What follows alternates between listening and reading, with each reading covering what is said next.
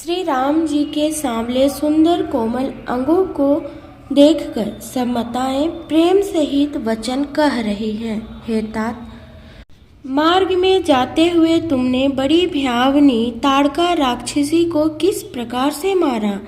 बड़े भयानक राक्षस जो विकट योद्धा थे और जो युद्ध में किसी को कुछ नहीं गिनते थे, उन दुष्ट मारीच और सुबाहु को सहायकों सहित तुमने कैसे मारा। हे तात, मैं बलैया लेती हूँ, मुनि की कृपा से ही ईश्वर ने तुम्हारी बहुत सी बलाओं को टाल दिया। दोनों भाइयों ने यज्ञ की रखवाली करके गुरुजी के प्रसाद से सब विद्याएं पाई। चरणों की धूलि लगते ही मुनि पत्नी अहिल्या तर गई। विश्व भर में यह कीर्ति पूर्ण रीति से व्याप्त हो गई। कच्छप की पीठ, ब्रज और पर्वत से भी कठोर शिव जी के धनुष को राजाओं के समाज में तुमने तोड़ दिया। विश्व विजय के यश और जानकी को पाया और सब भाइयों को ब्याह कर घर आए। तुम्हारे सभी कर्म अमानुषी है, यानी मनुष्य की शक्ति के बाहर है, जिन्हें केवल विश्वामित्र जी की कृपा ने सुधारा है। हे तात, तुम्हारा चंद्रमुख देखकर आज हमारा जगत में जन्म लेना सफल हुआ। तुमको बिना देखे जो दिन बीते हैं उनको ब्रह्मा गिनती में ना लावें, हमारी आयु में शामिल ना करें। विनय भरे उत्तम वचन कहकर श्री रामचंद्र जी ने सब माताओं को संतुष्ट किया। फिर शिव जी गुरु और ब्राह्मणों के चरणों का स्मरण कर नेत्रों को नींद के वश किया, अर्थात वे सो रहे। नींद में भी उनका अत्यंत सलोना मुखड़ा ऐसा सो रहा था मानो संध्या के समय का लाल कमल सो रहा हो। स्त्रियां घर घर जागरण कर रही हैं और आपस में एक दूसरे को मंगलमयी गालियां दे रही हैं।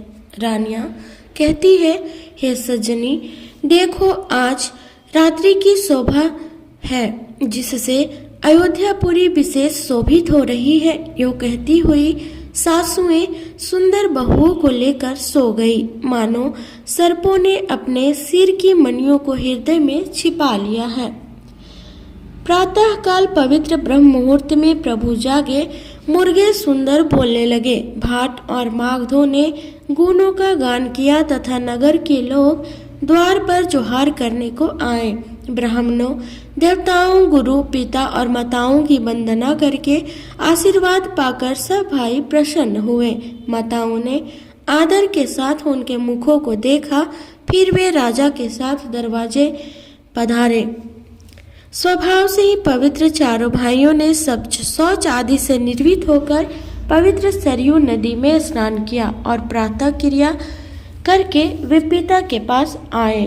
भूप बिलो के लिए उरलाई, बैठे हर्षि रजाए सुपाई। देखी रामु सब सभा जुड़ानी, लोचन लाभ अवधि अनुमानी।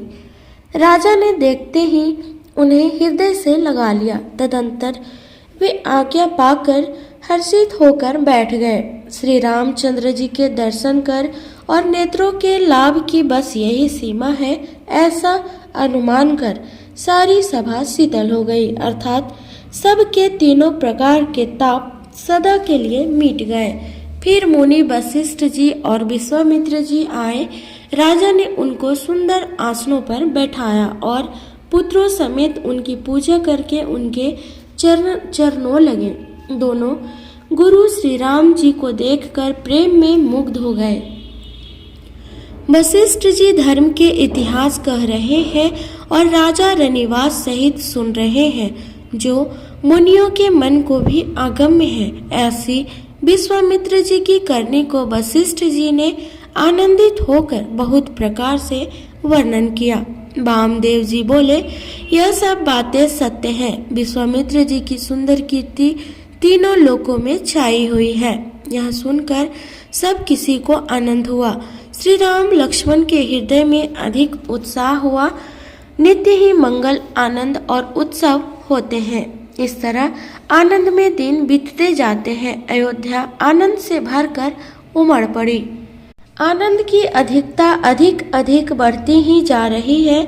अच्छा दिन यानी शुभ मुहूर्त शोध कर सुंदर कंकन खोले गए।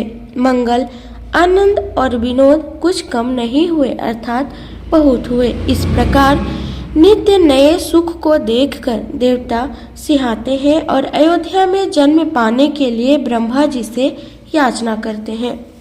विश्वामित्र जी नित्य ही चलना यानी अपने आश्रम जाना चाहते हैं, पर श्री रामचंद्र जी के स्नेह और विनयवश रह जाते हैं। दिनों दिन राजा का 100 गुना भाव प्रेम देखकर महामुनि राज विश्वामित्र जी उनकी सराहना करते हैं।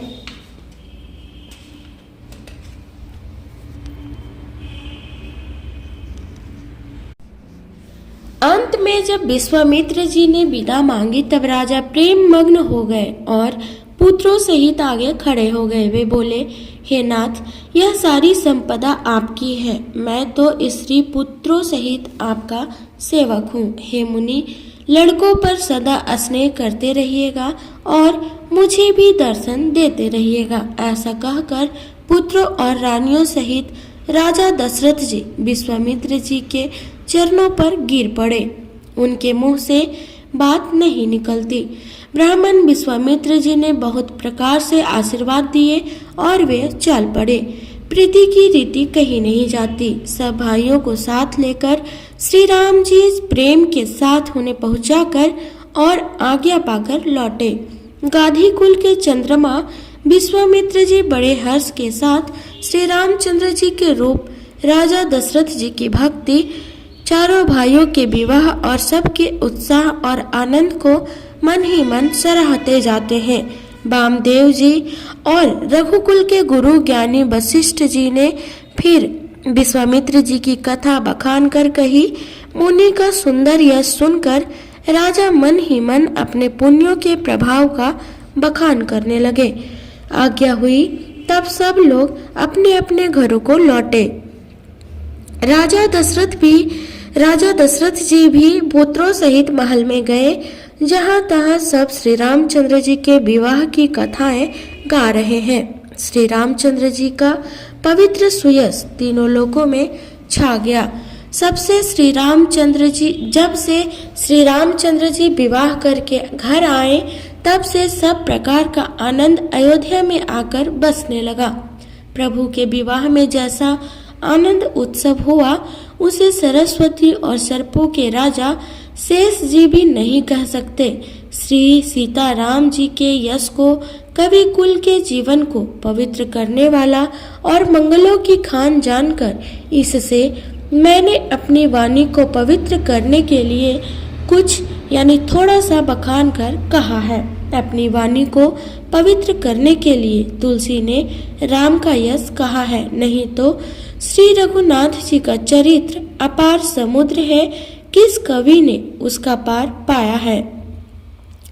जो लोग यज्ञोपवीत और विवाह के मंगलमय उत्सव का वर्णन आदर के साथ सुनकर गावेंगे, वे लोग श्री जानकी जी और श्री राम जी की कृपा से सदा सुख पावेंगे। से रघुवीर विवाहु जे सब प्रेम गावही सुनहि, तीन कहू सदा उछाऊ मंगला यतन राम जसु।